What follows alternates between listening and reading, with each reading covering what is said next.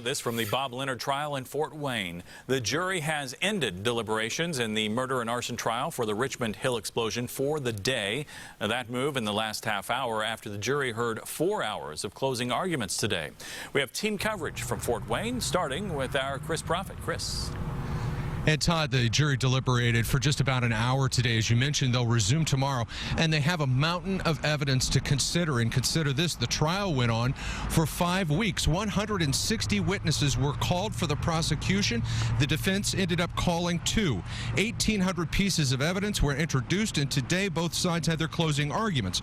Bob Leonard faces life in prison if convicted. He is charged with 51 counts, including 2 counts of murder in the November 2012 Southside explosion. His brother Mark is already serving life without parole for his part in the insurance fraud scheme that nearly leveled the Richmond Hill subdivision.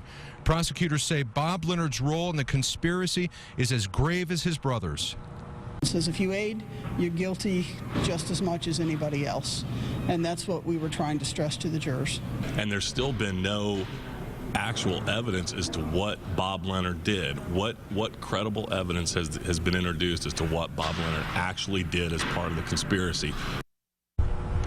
So the jurors are back here at the Allen County Courthouse at about 8:30 to 9 o'clock. They'll arrive and they'll begin those deliberations once again, and we'll bring you that verdict as it happens. Reporting live in Fort Wayne, Chris Prophet, RTV6.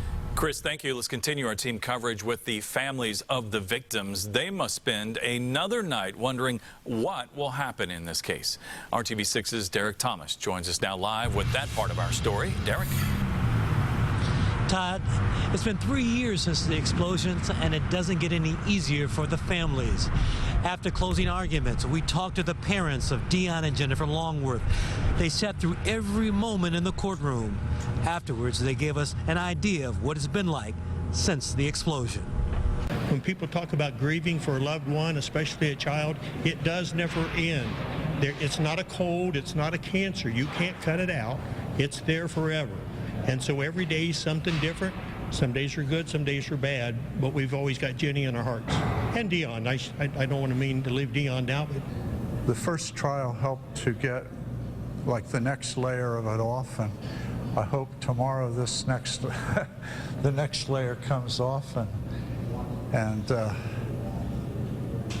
it's something you do learn to live with. Now, these two families have displayed an amazing sense of strength after these. There's 2 trials that we had already, and they're going to have 2 more. So they have much more to not look forward to, but to endure in the coming months.